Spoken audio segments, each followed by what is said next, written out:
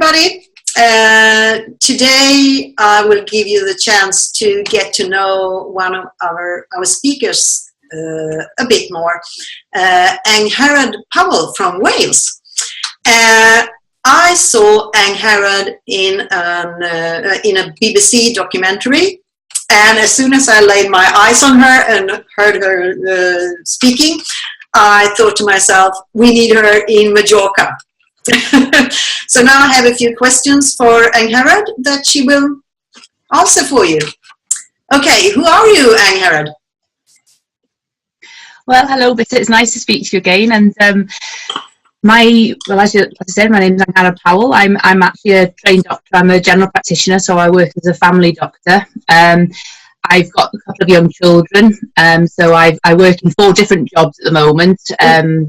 It's sort of finding it having an interesting portfolio career of working in a sort of legal job, working as a GP, working the out of hours, and I work as an appraiser. So it's a really good way of fitting around family life and keeping interested. I grew up in this area. I did my training in the University of Liverpool. And yeah, I've come back home really. It's a beautiful part of the world, and we're having a lot of success in kind of spreading the message about low carb locally, which has been really, really exciting, and I'm sure we'll talk a little bit more about that. So. We're looking forward to hearing that. With 3 words, how would you describe yourself?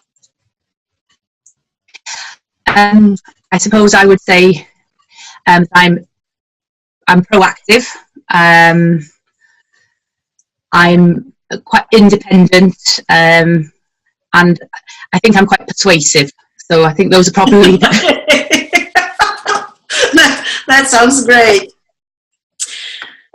In just one simple sentence, what led you to the low carb way of life? Well, it was kind of one of those epiphany moments. I read, there were 2 editorials published in the BMJ back in 2012, one by Gary Torbs and the other by Robert Lustig. And it was reading that issue of the British Medical Journal that was just that pivotal moment and led me to low carb. Great. What topic in the low carb world is the most exciting for you? I think the kind of political side of it at the moment, with where we've had Prof Tim Noakes' not guilty verdict. We've got Virta Health launching in the States, and then with Gary Fettke getting the appointment in New Zealand to lead on obesity. I think it's this confluence of a kind of acceptance and mainstream involvement really now of low carb. I think it's for me, I know the term tipping point is used too much, and we all constantly think, because we're in a bit of an echo chamber, think we're at the tipping point.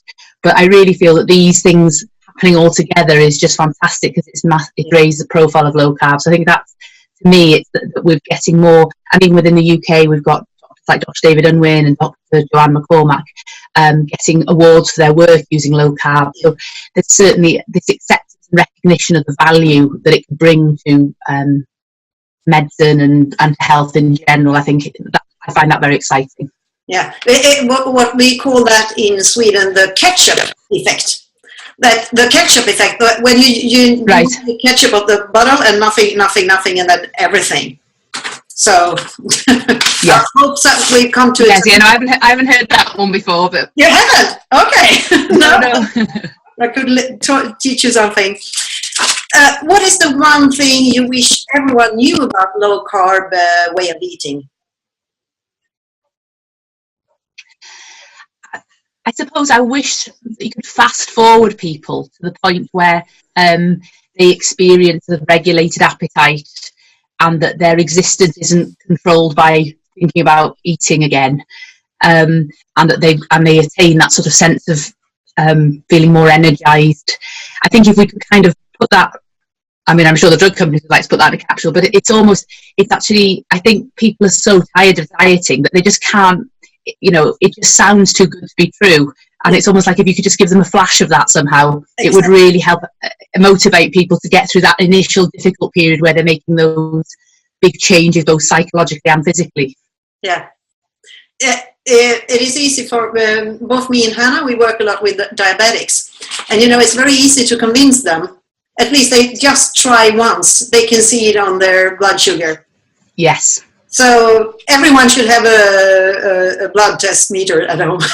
Yes, yeah, absolutely. No, I agree. I think I've been working with diabetics as well, and it certainly, and particularly I find those patients who are on insulin are just who come and go, I can't believe how I've managed to cut my insulin dose, and my sugars are now in the single figures for the first time in years. And you're saying, and often they, with group work I've been doing, have been the most motivated. And I think, as you say, having that blood sugar meter, I mean, it'd be great if we could have a fasting insulin meter as well, wouldn't it? But I think that's a bit optimistic. And to be able to see those responses as well for those people who perhaps aren't having the huge blood sugar excursions that you'll see once their metabolism is more deranged. But I think that, no, I agree. I think that if we could just, it's almost like if you could just have that flash into the future, isn't it? This is how you will be. And it isn't just a fantasy. I think that's the thing that people just think, well, I've tried all sorts before, it's never worked, so why is this any different? And, but still, we do still manage to persuade people despite not having a time machine. So. Okay.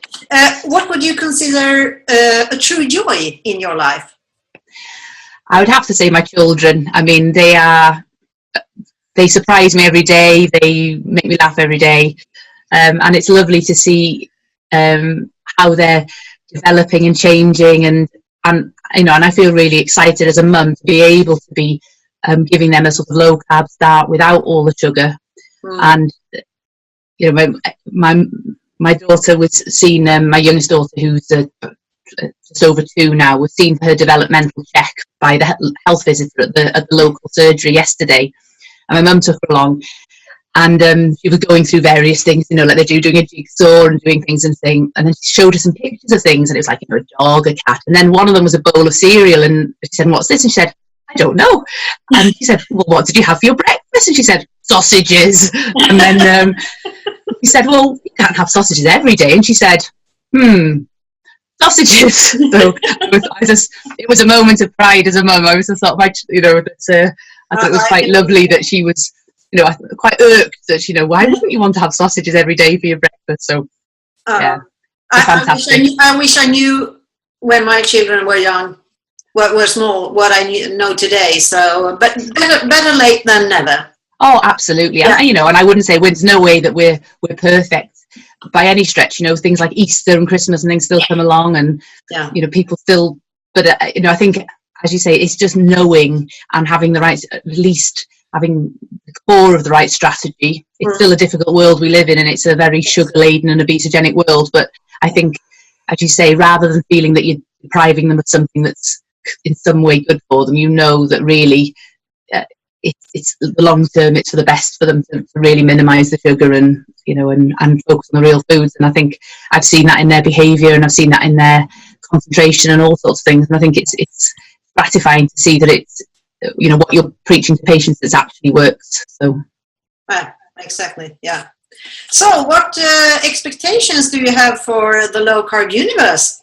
Well, I'm very, very excited. I couldn't believe that you invited me, to be honest. I think it's just a fantastic opportunity. So, I really think the opportunity to sort of integrate, I think the fact that you've made the conference broader and not just looking just all about low carb, looking at the other facets which affect health, the movement and everything else, I think is great, because we sometimes can end up too focused just on food. It's obviously highly important, but there's a lot more to achieving optimal health. And I think that going to such a wonderful location and kind of bringing all that together will just be amazing.